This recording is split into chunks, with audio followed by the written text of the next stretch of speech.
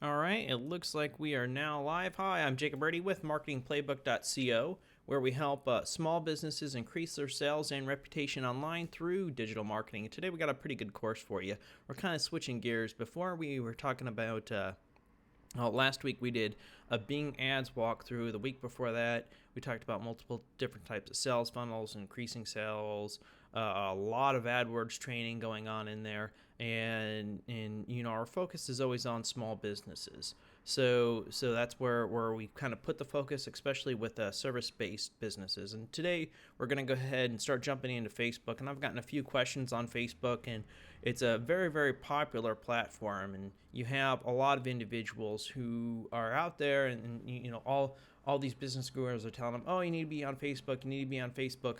But when I speak to these small businesses, pretty much nobody has had a lot of success with Facebook, especially if you're in the service-based industry or a small company. I'm talking, more than 90% of people have failed and failed pretty hard on it. And there's multiple reasons as to why a lot of these companies have failed. Looking at it, most of them didn't really have any sort of real actionable plan going on, and it can be quite hard. I'm going to start focusing a bit on that and talk a bit more about strategies and some options that you have on there of actually building funnels and actually getting more sales, increasing sales, building up your reputation, establishing yourself as an authority. And I did a guide, a hangout a month or so ago, and it's titled should your business be doing small marketing or social marketing? And that's going to be under the Hangout section of MarketingPlayBook.co. And there, I kind of outline, yes, you should, and outlined a lot of ways in which you can get started. Where I'm going to start diving into examples of that and how to move forward there. But before I do any of that, one of the big thing you always have to have, and that is tracking. So all these companies that have pretty much failed on Facebook, when I actually went back and I looked at it, nobody was really using any sort of tracking pixels. Now, in AdWords, most small businesses had it set up where they could set it up. Service-based industry is a little bit different. I've already covered that in the past, and how to actually track sales in a service-based in the service-based industry. But with Facebook, it's going to be a bit different in how you set up tracking. They just recently changed their platform around to make it a lot easier, actually, for most businesses to track, and I'll get into that. So today's topic is going to be on how to set up Facebook tracking, and it's a first step you have to have set up and have to understand what your tracking options are. And once you understand what your tracking options are and how you can remarket and retarget and create custom audiences, then you can kind of formulate your business plan as to, okay, well, if I can track these type of variables and I can do this and that, well, based upon that, I'm going to be able to set up these type of sales funnels. So it's really important that you actually understand what you're doing when it comes to tracking and setting it up. So that's the purpose of this hangout. I'd like to welcome Rob and Sanal to the private Facebook group. So if you're interested, you can join a private Facebook group on digital marketing over on, if you go to marketingplaybook.co/connect, you're going to be able to connect with us via Twitter, connect with us via our Facebook page, our private Facebook group, which is currently free. And if you join now, it's going to remain free for you. At some point in time, I am going to start charging for it, and that's how we're going to make a little bit of money to help cover the cost of everything. So if you have any live questions during this, you can tweet at us, and that's going to be MKTG Playbook. So if you look just right down there, I think it's right there, you're going to be able to see, and we have it written there for you. So that's going to be MKTG Playbook, and I have that up. I have my Twitter page up, even though I guess Chrome just crashed on me. Usually it's Firefox that's crashing, right? So I have that up. So feel free and tweet to us, and we'll be able to answer any questions that you have live. So, yep. So let's go ahead and dive in here. The show notes are going to be marketingplaybook.co/episode 16. That's the number 16. So again, marketingplaybook.co episode 16. If you want to go ahead and follow along live in your notes, you can do that.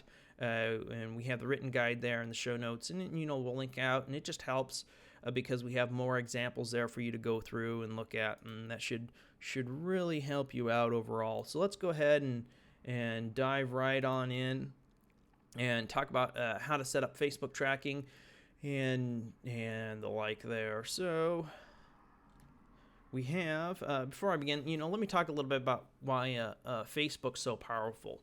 And there's a big difference between AdWords search and Facebook. And when somebody goes to Facebook, they're there to socialize. They're there to, speak with their friends, to look at the baby pictures, the dog pictures, and connect with their friends and see what everybody's up to.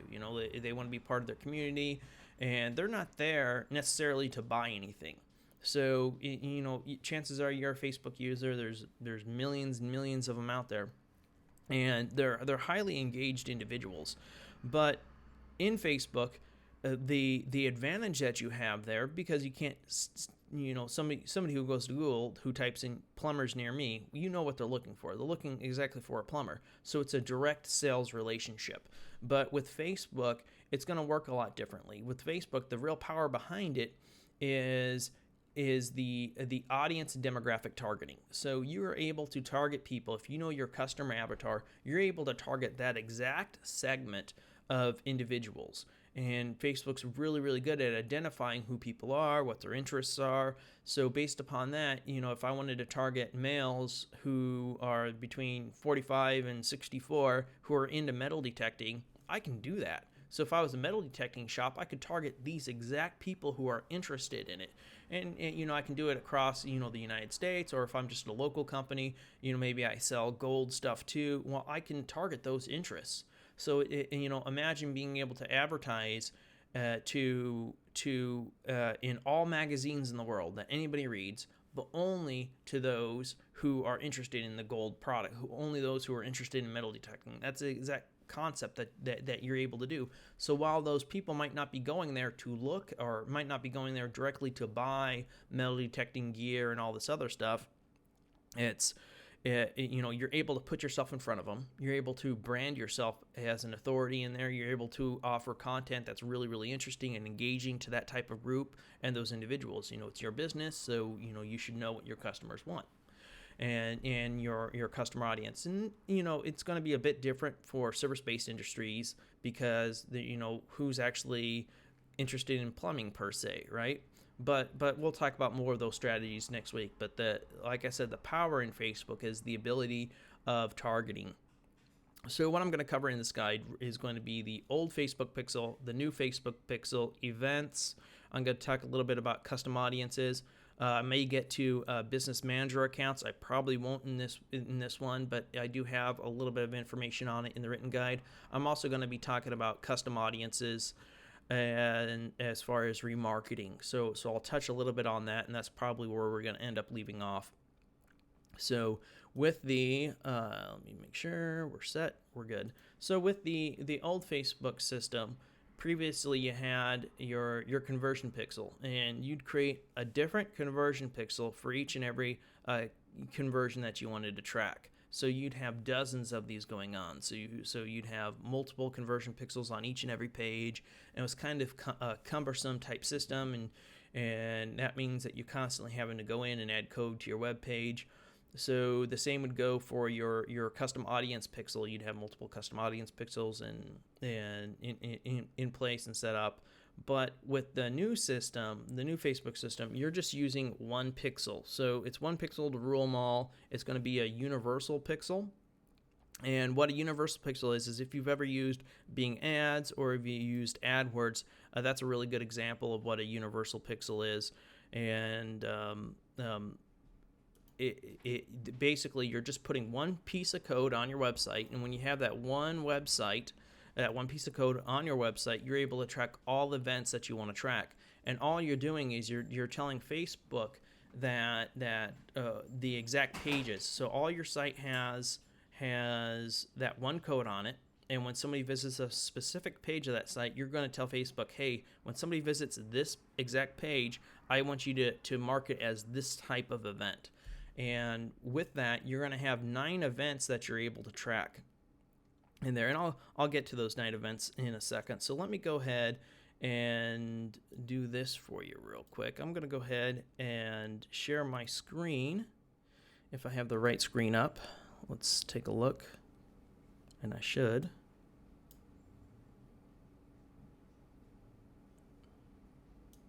So let's go ahead and move this over.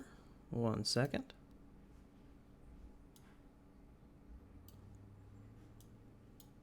There we go. So here, we're going to be able to see, let me scroll down a little bit. I created a new Facebook account via the ad manager. And what I'm going to do is I'm going to go ahead and right here at the bottom, I'm going to go ahead and create a pixel. So this is how we're going to create our pixel. So I'm going to agree to the terms, and MPB pixel is ready. So, I can have the code emailed to my developer, or I can just say install now. So I'm going to take a look at this code. And this is the code that you're going to use to place on your website. So let me go ahead and get a new file. And let me put it in here for you. Should be copied to my clipboard, but it's not. There we go. It's still saying it isn't. So this is the code right here, and I have an example of it on the website too as well. So this is the code that you're going to be putting on your website. Now, if you want to track specific events, I'll go ahead and say set up events. These are going to be the 9 events that you're going to be able to track in here. So we have view content, which is anytime somebody views your page, and you're defining these. You're telling them when these events happen. So you're going to have to code your website to add in these specific events, and they'll do it automatically. So on all my pages by default, I believe the view content is already in there. So let me go down and look at the code. So this is the code itself. And yeah, they have a page view already set up inside the code. But you're going to be defining these. So when somebody adds something to a cart, adds it to a cart, you're going to have that your programmer or whoever, whenever somebody does that action, you're going to expand the code on that universal pixel, that same pixel. You're going to be adding this code into it. And I'll go into an example a little bit more in depth. So Facebook doesn't actually know that something was added to the cart. You're going to tell Facebook that, hey, it's been added to a cart. And then they're going to then add that person, count it as an event. And from there, you're going to be able to create custom audiences based upon these events. And the same goes for add to wish list, initiate checkout, add payment information, makes a purchase, does a lead. So if I was doing an opt-in email list, then I might want to count everybody who first views the content. So anybody who clicks on my ad via AdWords search or via Facebook or whatever traffic source that I'm using, I'm going to have the view content on the email sign-up page. So I can count, everybody who has clicked on it and possibly remarket to those individuals based upon if they converted or if they didn't convert. And from there, I'm able to actually, if they do opt in, I can have this code, add this to the tracking code, the universal pixel at the end, and say, hey, when somebody lands, after they opt in, I'm going to have this code inserted. That way, it's going to know to count that as a lead. And that's very important. So you have 9 events that you can set up by default. Now, if I go in here, I'll say view pixel code. Yes, it's there. I'm going to go back over to the Facebook tracking here just because I have an example set up for us that should help define it. So here, again, is all the events that you can track. And then right down here, we're going to have to create an event. You have 2 options for actually doing your tracking. And what they're going to be is the standard event code, which is for that specific page. And that's the first method that we're talking about. So using the standard event code, it's the universal tracking code that we have in here. And what I'm going to do is this is the end part of the code. And I know it's kind of hard to follow, but once you actually view the code and you get your hands on yours, you'll get a better understanding. So this right here is the part that interests us. So the page view, and this is the standard the standard default code. So when you add this code, whenever we want to track that page is viewed, and usually you're going to keep that there. You're not gonna change that or remove that. That'll be constant. But if we wanted to track, let's say, an email newsletter sign up, is what we're going to do is we're going to go ahead and once somebody lands on that page, we're on that page. We're going to go ahead and modify the code, and we're just going to add in this line right here, page view, into it. All right. So if they're there and they go through, they click onto our landing page, we're going to add in the page view. It's then going to count that as an event, and the event is going to be a page view.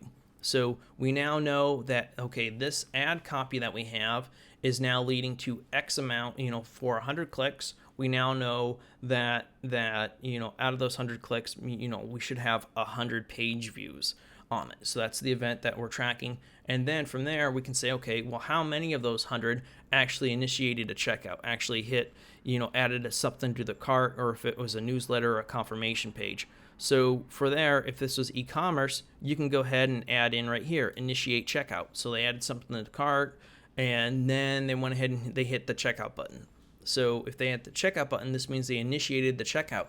So this is really important because you can see, okay, well, this ad copy is leading a lot of people to initiate my checkout. So, it's good to know the full funnel, the full process, and where people are dropping off, because you might have to modify your shopping cart experience and test that out. So it's great to be able to track all these events through. Now, if somebody actually made a purchase, you'd have the purchase pixel here. So you'd be able to track everybody who makes a purchase. So you have your ad there, and when a purchase is made or a lead is made, depending upon the pixel that you put in there, it'll track that event. And based upon that, you're actually going to be able to create similar to audiences. So you can create audiences based upon, all right, I had 100 people who've converted, because you're going to need 100 people in there. And after these 100 people converted, I want to target these type of people. I want to target these people who converted. So if I was targeting metal detectors, I'd be able to build up my list and find out everybody who's converted, and then create a new campaign targeting everybody who looks like those 100 people who converted, because that's really, really powerful. So Facebook's going to go out and they're going to look at thousands of different data points, and they're going to say, okay, look, all these people converted for you, and based upon these user metrics, we have this other audience that looks like them, so a lookalike audience. And that's really, really powerful. Now, obviously, with lead generation, it's a little bit easier to get 100 conversions rather than a sale, but the same goes for small businesses. And I'm kind of diverging here and getting off track a little bit. So next week we're going to dive far more into this, into kind of setting up specialized funnels to be able to track what ad copy is working for you, and how to do remarketing, and how to set up lookalike audiences. So that'll be a really, really interesting one, and then we'll kind of get more into ad copy. So option 2 that you have is tracking custom conversions. So let me see if I can't fiddle my way around here and go back. Okay, I'm in here. Let's drop this down. We're going to go, we already got our pixels. We're going to go ahead and we're going to go to our audiences. And so, I was just talking about audiences, so I'm getting a little bit off track here. But you're going to have 2 options when you actually set up your, let's drop this down. Create, manage, business manager, ads manager. We'll go into the ads manager real quick. Yeah, I'll have to play with that real quick. But we're going to, I'll just stick with the guide, because this will explain it good enough for you. So the second option that you're going to have, so the first one that you had is going to be the tracking with standard events, which we just covered. So that's going to be the automatic, using the universal pixel in there. We have it set up on the page, but then we have to modify each and every page of our website to include, when somebody adds it into a cart, or when a lead generation happens, you just simply add in the event to that specific page. And that does make it a lot easier, because it's still one code. You're just adding in another layer into it. It works really, really well. It's the way I recommend most people try to set it up. And if your business allows for it, if you can get that automation involved in there. But the second way is kind of a reversion of how AdWords does it. And it works really, really well, because you don't have to touch any code. Once you put that universal pixel on your website, you don't have to touch the code anymore. But the downside here is you're only going to be limited to 20 different types of custom conversions. So within AdWords, I'm sure there is a limitation of some kind. I haven't hit the limitation. I've created like 500 different conversions inside accounts before, so it's not a big issue. And anybody who's watched any of the AdWords hangouts from us, this is going to look really, really similar to how AdWords does it, and so it works really, really well. So when you track custom conversions, you're going to be selecting the rules. So here's the pixel right there that we have set up, and we'll just call it, it said it's AF Playbooks pixel, and then right here I have URL contains for the rule. So with the rules, you have two options. One is it's going to be URL contains, or URL must be equal to. So with the URL must contains, it basically you're just putting in a section of the URL. So you don't have to put in, MarketingPlayBook.co/hangouts. You can just put in Hangouts. That way, anything that goes into the Hangouts category will be added to that list. So if you are doing, let's say you wanted to create a custom conversion for anybody who goes to your break page on your website. So you have your break section, your engine section, or whatever service it is that you're offering. If you're in different niches, horses, nurses, or whatever different niches you are, you can actually just put in that in the URL name. So anytime somebody goes to that type of category, not necessarily page, but category, anytime that word is mentioned in the URL, it's going to count it. And it's going to count it as the category that you choose. So the categories that you choose are going to be the events. So the view content, the search, add to cart. So anytime somebody views or goes to that exact page, it's going to count it as whatever you say to count it as. And this can be pretty powerful because you're not having to go in and manipulate code or change things around, and it makes things really, really easy, but you're limited to 20 of them. Now, I fully expect here in the near future, I'm guessing they're probably not more than 6 months out, that they're going to open that up, and you'll be able to add in more custom conversions. You'll also be able to remove custom conversions because currently you can't inside the system. But it works, and it works well, so they probably just rolled it out saying, hey, it's a start. So I imagine that once they code out more, they'll be able to get you more and more of those features, which is pretty cool. So I'm looking forward to that. But this is a great way of doing it and getting things set up. So moving on here, if you have any questions on that, feel free and ask. It's a good time to ask if you have any specific questions for creating those or anything. And it doesn't look like we do, so we're going to go ahead and move on. Again, that's MKTG Playbook. Just tweet at us, and we'll be able to answer these questions live. So next up, we have creating custom audiences. So this is really powerful within AdWords, and this is the same as creating custom audiences within AdWords too, because they use the universal pixel as well.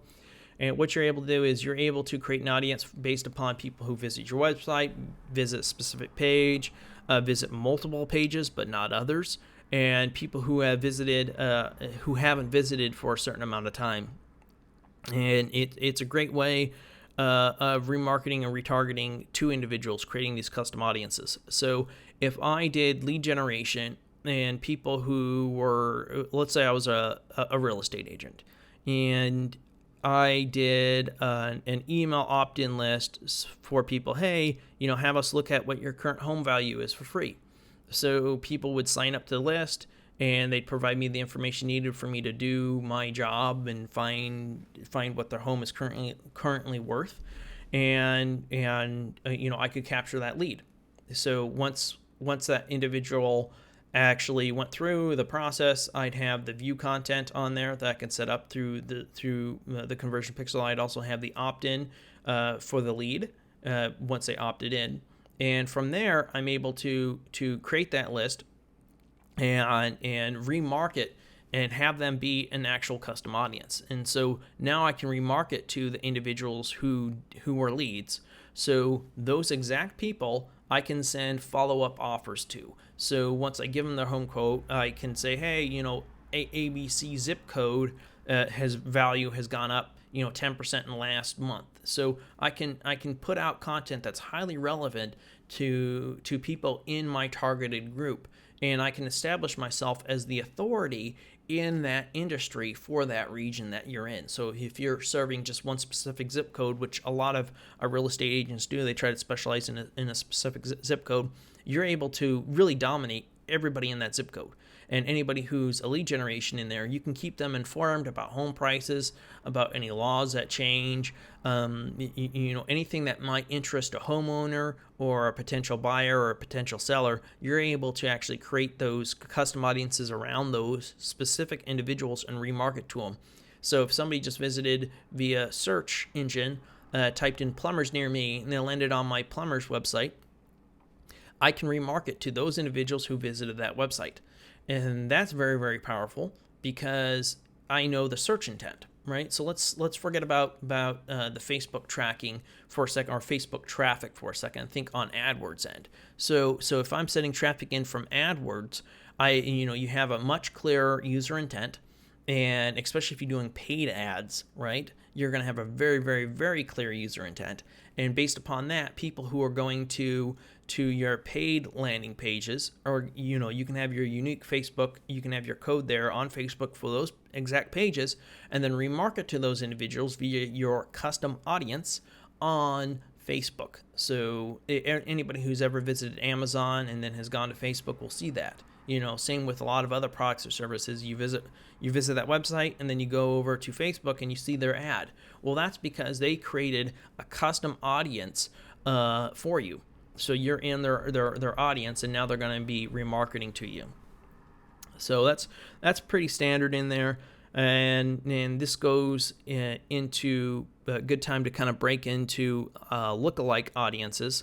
So with lookalike audiences, you're going to let's take the exact example of the real estate agent, because I think that was a good one.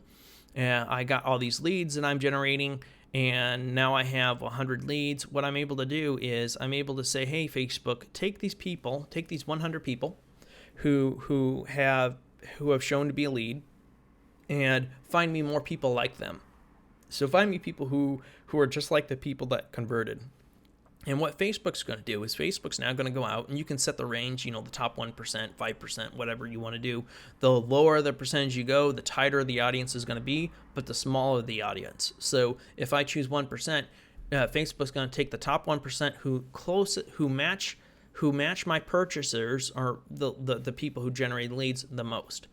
But it's also going to be the smaller audience. If I say, okay, the top 5%, well, then they're going to have to drop some of the matching values and use less data points to get me a bigger audience. So whenever possible, I do say, hey, I do recommend starting off at that 1% and seeing if how accurate is it. If it's super, super accurate and you're making great conversions off of that, then great, expand it out to do the 5%.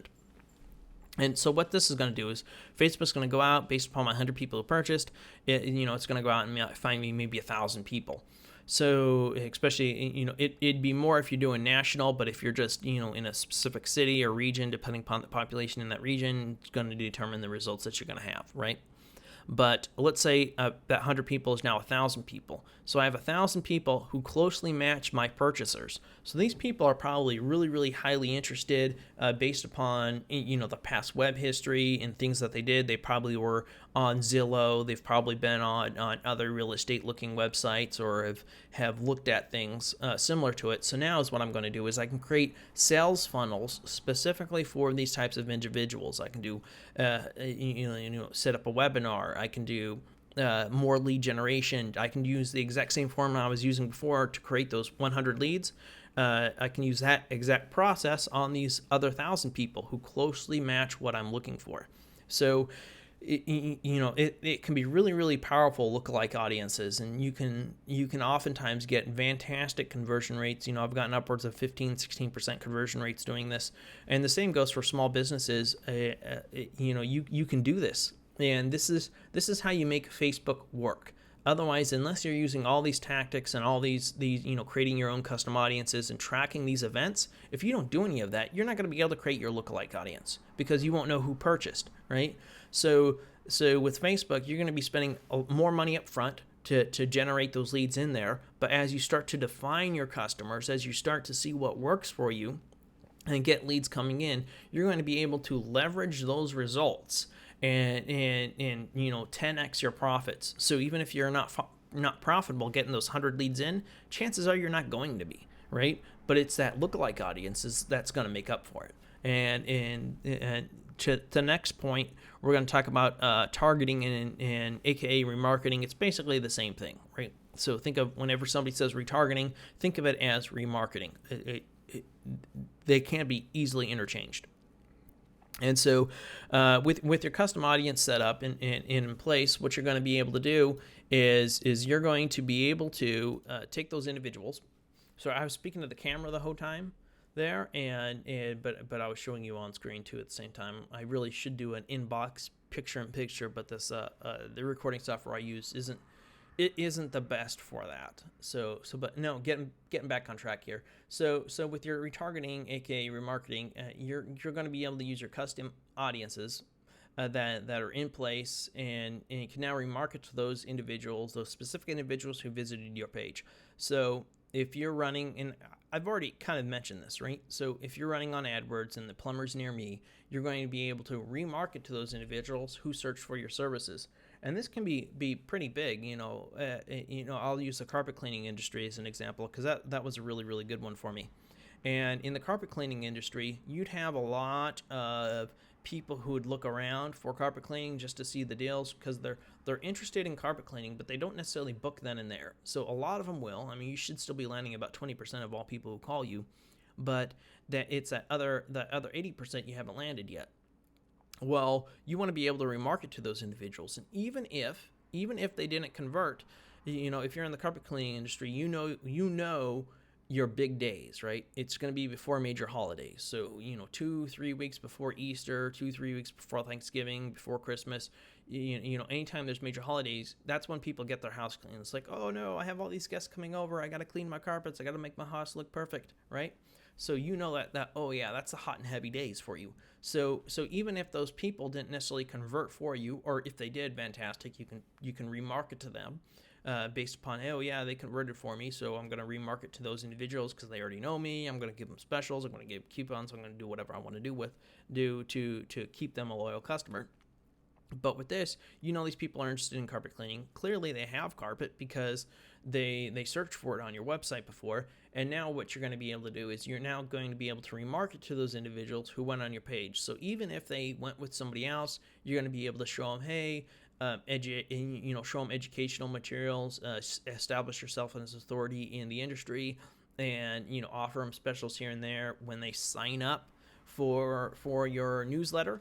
Or something along those lines. So it's a fantastic way. Retargeting and remarketing is a fantastic way to help recoup losses on the front end. And again, even with AdWords search, sometimes people aren't going to necessarily be profitable on the front end, but it's the back end, it's the remarketing, it's the retargeting that once you have that set up, that's where you're going to actually get your windfall. That's where you're actually going to be able to retarget people who are interested in your product and services and remarket to those individuals over and over and over again. So it's similar to creating your own email list, right? When you create an email list, you own that list and that group of people, and you can help build and nurture a relationship with it. Well, you can do the same with Facebook when it comes to building up these lists. You treat it the same. You nurture the lead, and while they might not buy right away, you're going to be able to establish yourself as a dominant authority in your niche, in your industry, in your city and state that you live. So that's a pretty powerful way of going. And let me see how long we have been going here.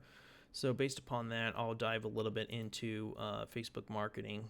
So we have been going for 33 minutes. So I'll just quickly cover the creating a business manager account. And I have the notes in here. But when you create a business manager account, I like doing it. And one of the downfalls with Facebook that seems to frustrate a lot of individuals, and I have this happen to me too, and they're getting better, but it reminds me of how AdWords was in the early days of their advertising, where they just shut down your account, just shut down your account. So with Facebook, they don't have good support. If you get any response from any Facebook person, I'm flabbergasted, because I don't. They never call. You can't call them. It's done through email. It's ultimately really, really crappy. It's absolutely irresponsible of them to not take care of and actually manage, help individuals with their accounts. And I don't know why they do it. They probably do it because they're the only game in town right now. When it really comes to social networking, they are the company. But as competition creeps up, they're going to be forced to do better customer service. So anyways, so when you create a business manager account, you're going to be able to create multiple different accounts. So you can kind of even segment out your business. So if you did had multiple different types of businesses underneath your main business, if you had kind of set categories, if you did, not only did you do construction, but you also did landscaping, you can kind of set up a business account and have multiple different accounts set up. You can also do this if you're doing affiliate marketing, to have different niches set up inside different accounts. And it's a good way of just in case one account goes down, your whole account doesn't go down. And creating a business manager account is also nice for small businesses, because you're going to be able to assign an employee certain access and certain rights to that account. So you can limit certain aspects of it. So you don't have to give them the main username and password for your whole entire business, right? So maybe you don't want them in looking at everything. Maybe you only want them to do certain things for you. So having a business manager account allows you to kind of set limitations on what the individual can do inside the account. So I would recommend that you do look into business manager account, just as a way of kind of protecting your business overall if you're a small business. That way, you're not ever going to get locked out and things like that. So it's a good way to go. And then some extra thoughts here. I wanted to touch upon this just because for those who are going to use the custom conversions pixel, this is where you just put the code on your website. You don't touch the code, but you're actually modifying the URL, saying, hey, when somebody visits this page, this exact URL, count it as this. So when somebody leads, somebody views my opt-in page, count it as view content. When somebody actually goes through the lead process, you can have it, the same pixel across the site, but say, hey, when the thank you.html is in there, count it as lead. And so that's a fantastic way of going. But because you're limited to 20 of them, you can quickly use up those 20. And it's not hard to really use 20, especially if you're tracking multiple events. So you're tracking view content, you're tracking add to cart, you're tracking multiple page views. So what I recommend a lot of people do is simply add on and change the name of a URL to kind of match a set scheme. So if I wanted to create custom conversions just for people who are interested in oil change, and this is pretending to be a mechanic. This is actually a really poor example, but I'm going to use it anyways. If people were doing an oil change or an AC change or brake inspection on that page, what I can do is I'll switch it back over here for you guys, just because that way you can actually see it, because this is kind of confusing. If my mouse was working, I'd do this for you. So there we go. So right here, the oil change page, AC change page, and then right here we have brake inspections.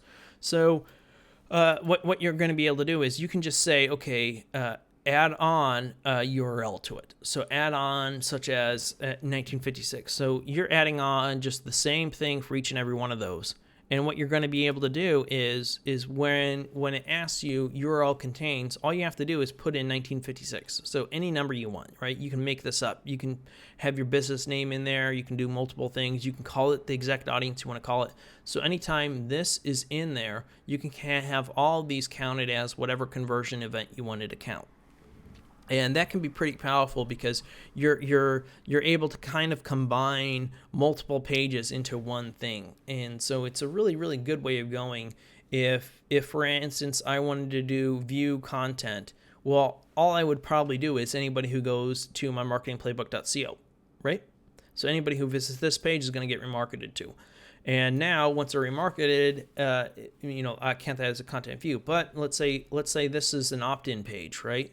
let's say oil change after they opt in for whatever reason they opt in, and they go to my oil change 1956 page. This is after the opt-in. This is after the opt-in, and this last example, the brake inspection, is after the opt-in. Well, there, technically I'd have to create three different opt-in groups to count them as leads, and so I'd be using 3 of my 20 custom conversion pixels just for the same thing, for the lead. Well, why not just say, well, no, I'll just use 1956. So if you use that, just a unique name in the URL on all 3 of those pages, I can set up the custom conversion pixel to just count the event as a lead just anytime 1956 is in the URL. So anytime somebody visits my website and they land on a page that contains 1956 in there, it's going to count it as a lead.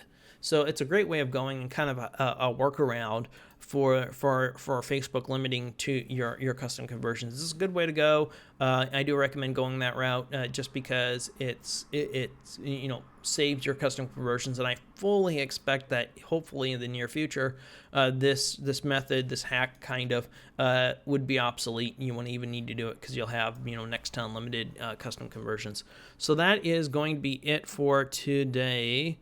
I don't think we have anything else going on. Let me go ahead and check the Twitter page one more time just to make sure that we are good there and that nobody's tweeted in. So it looks like we're good. We have no questions. So if you do have any, feel free to ask them over on MarketingPlayBook.co /episode 16, the number 616. Otherwise, next week we're going to dive more into Facebook and talk about sales funnels and how you can track certain events, and I'll try to give you some pretty good examples of ways in which you can track, especially if you're in the service-based industry, what you can track leads and how to kind of maximize your efforts. And then we'll probably start going into more into ad copy and the like there. So that's going to be it for this episode. I hope it helps, and take care.